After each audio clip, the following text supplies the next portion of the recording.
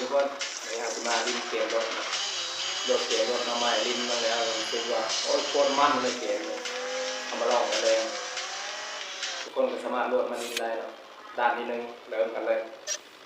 ออกโต๊ะเย็บไปแล้ว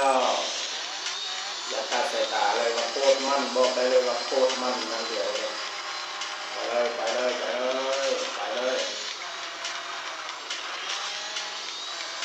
ว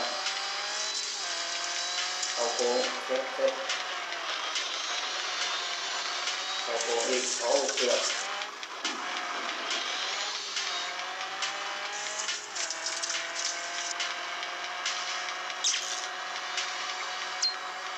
เอาโค้งโอ้เกมนี้ดิ้นในโทรศัพท์อะไรนะตอนนี้ดิ้นในโทรศัพท์นะครับ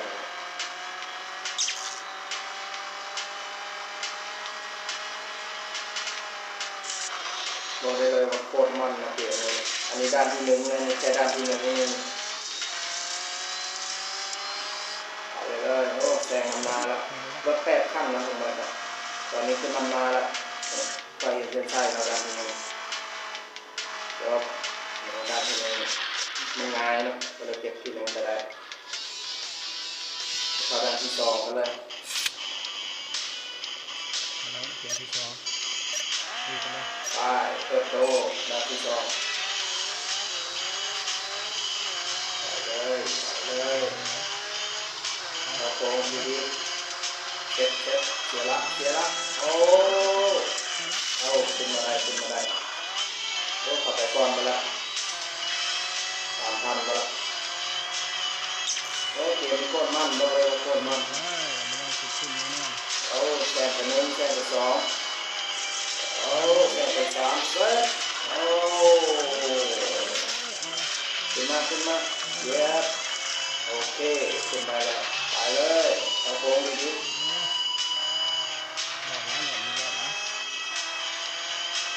บอกเลยว่าโคตรมันเล่นเดียวไอ้5 ขั้นแซงได้ไปเอา3 มาโอ้ขึ้นใช่แล้วใครขึ้นใช่แล้วไว้แล้ว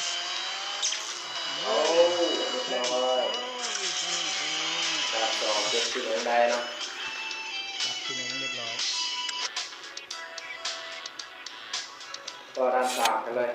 ด้าน3แข่งอยู่หิมะเนาะด้านน้ำแข็งเลยสนามน้ำแข็งแข่งอยู่หิมะไปเลยเจ้าโต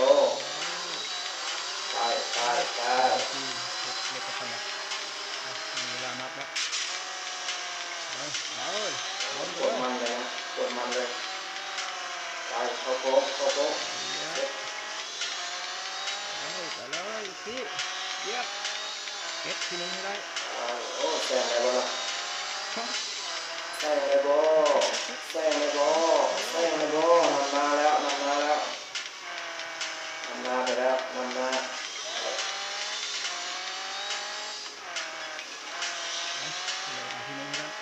ขึ้นนำมาแล้วโอ้ขับไปเนี่ยมาเลยโอ้เซ็ตตีนเซ็ตโอ้ยังได้อยู่ไป